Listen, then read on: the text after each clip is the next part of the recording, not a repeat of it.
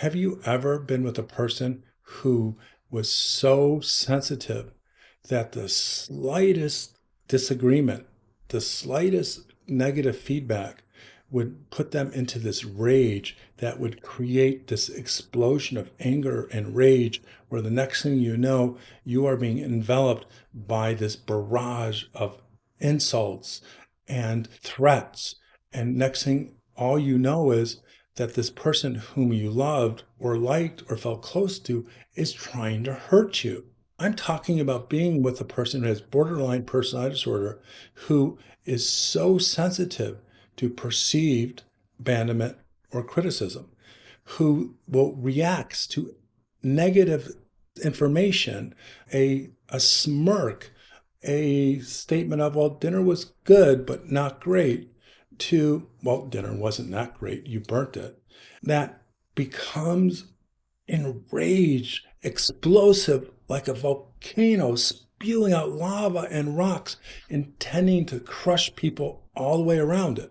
I know this because I have been in the middle of that volcanic eruption. I've been in the middle of that hurricane, and to be at the center of a person with borderline personality disorders rage is terrible. It's scary. It's unnerving. It is freaky. It is like someone who you thought loved you all of a sudden is trying to destroy you. And all you know is you want them to stop. And they keep ratcheting it up. If you try to defend yourself, it gets worse. And to the point they are causing harm. They are hitting you and actually causing bruises. They are making statements about you that you can't ever forget. They are trying to cause damage, and you can't understand what's going on, what happened. All you did was say something that was benign, or if it was any other person, it would have been annoying. But you are in the middle of this catastrophic explosion and you don't know what to do. And the person that loves you is not going to stop until she sees you are down, broken, in submission. And in this hailstorm of misery and danger and pain, you wonder, why? Why does this person who I love, I care about, why is she destroying me? And the pain is deep. And it's not just the pain of someone trying to hurt you and break you. It's the pain of abandonment, the pain that the person you loved, say it's your partner, your wife, your best friend, a sibling, the one that you love unconditionally, she's treating you like the enemy. And you remember all those times that you have been treated with such horror that you recoil into this dark place of shame and loneliness. And all you know, because you are an SLD, you have self-love deficit disorder, you are codependent, is to suck it up, stay there, try not to do anything that is going to make it worse, and wait for the storm to pass. And the storm passes.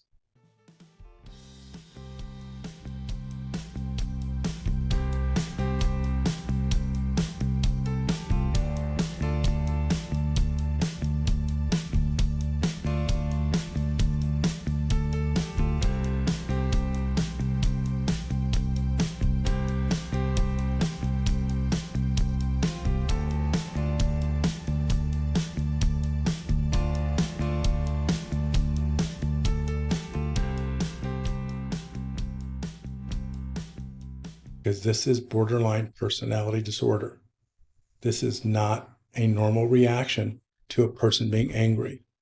And the storm passes, and it could be 2 hours, it can be 2 days. And that person who looked at you with the eyes of a killer, the eyes of hatred, the burning, negative gaze, as if you were trying to kill them and they have to put you down. You're looking at that person who doesn't have the killer eyes anymore. And they look sad, and they look guilty, and they look ashamed, and they look at you with this beseeching sense of, please love me. Because something happened. Something happened that They are not a part of this explosive and violent earthquake, this spewing of lava, this hurricane, this tornado. They're not there anymore. And they look actually like a young wounded child beseeching you to forgive them. And sometimes they say they're sorry. And other times they can't say they're sorry, but in their face they say it. They know they hurt the person that they love the most. And now they're ready to do anything they can to show their love.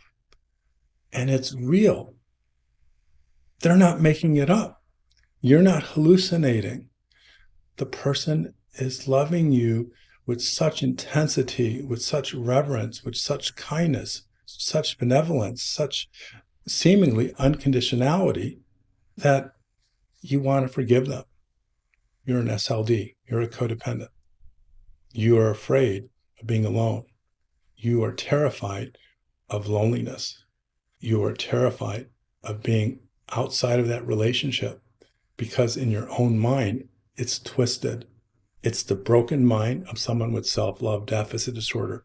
It is the broken mind of a person who, because of the human magnet syndrome, the book that I wrote, the processes of the human magnet syndrome brought two broken people together in this soulmate love that would devolve into cellmate reality.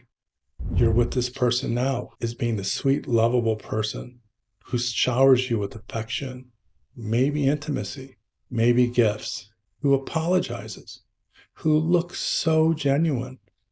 And all you want to do is take care of her or him, accept her apologies, whether they're direct or indirect, and just let bygones be bygones. And you reconnect, sometimes in rapture, in intense love.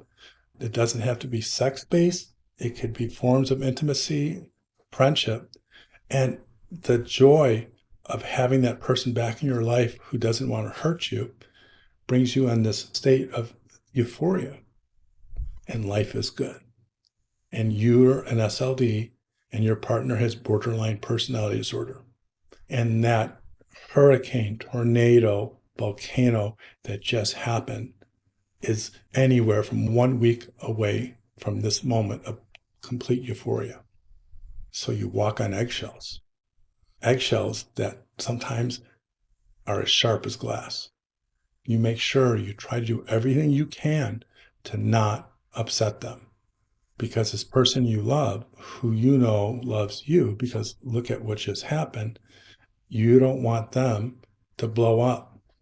So you have to reinvent yourself. You have to create a new version of yourself where what you want, what you need, what's important to you, you have to push it down, stomp it down, down, down, down. You have to forget it, because if you don't let that go and you want something that they can't do, won't do, or don't do it well, you risk the next nuclear explosion.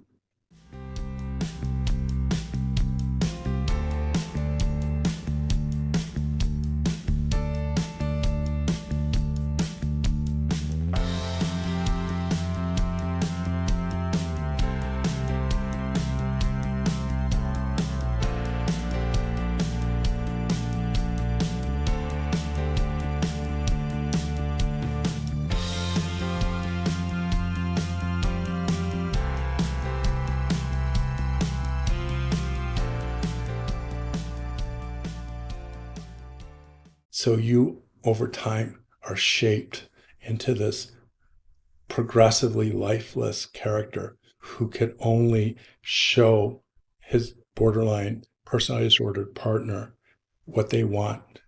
And you have to mute what you want. You have to somehow hide it. You have to find other ways to make that happen, or just let it go. It sucks to be an SLD, to have self-love deficit disorder, and to fall in love with someone with borderline personality disorder. It is the worst of the worst. I know this. I have been in a long-term relationship with someone who had borderline personality disorder, and I had someone who said they loved me with their heart and soul try to destroy me, try to destroy my career, try to destroy my relationship with my son.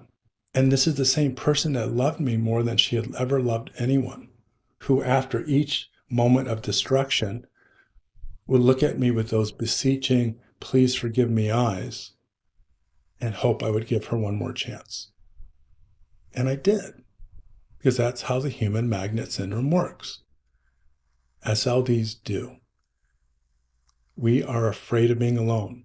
We're so terrified of being alone because being alone is pathological loneliness, which is this bone aching pain. It goes all the way back to our childhood during the attachment trauma when we were raised in this horrific childhood environment by our narcissistic parent and codependent parent. And that loneliness sears us deep into our soul, painful to the bone. It requires us to stay in a relationship with a person we think we love. And that person is the adult version of the relationship you had with the parent, the narcissist parent. But if you're an SLD, you don't have to take this. You don't have to live a life of intermittent volcanoes and tornadoes and hurricanes. You don't have to have real or metaphorical broken bones. You don't have to be a part of a family in which children vicariously or observationally observe the violence against you, or sadly experience the violence against themselves. So if you can relate to being a victim of borderline personality disorder, then you can relate to being a person who has self-love deficit disorder. Then you must read my book, The Human Magnet Syndrome, or the latest book, The Codependency Revolution, and Fixing What Has Always Been Broken, because life is too short. This problem of codependency, which people have not really understood, and 12 years ago I figured out what it was and I've been educating people since. You can escape, and the escape is to figure out how to turn self-love deficit disorder, something that is seared into your soul that you seems like you're born with, but not. But it's so part and parcel to your personality, so much like it feels like it's wired, you can overcome it because it's a trauma disorder. It's a disorder about core shame, loneliness, addiction. And my self-love recovery program addresses that. And there are different ways to get into this self-love recovery information. The first is my books. The second is one-on-one treatment in my self-love recovery treatment program. So give us a call or send us an email. Information will be included. But the other is a new Patreon subscription program that I have that has many different levels that give people information, resources, hope, inspiration that is not available anywhere else. Don't be the person of the story I told at the beginning of this video. I wasn't acting. I didn't make that up. That was a combination of many, many situations I've been involved with or one of my clients. Don't suffer needlessly. Don't be the bottom of someone's boot. Don't sit in a corner of a room for fear that if you venture out of your corner, your cell, that you will step on razor sharp glass shards. You don't have to suffer, and there is hope. Self-love is the cure for self-love deficiency or codependency. And let me help you. Thanks. Bye-bye.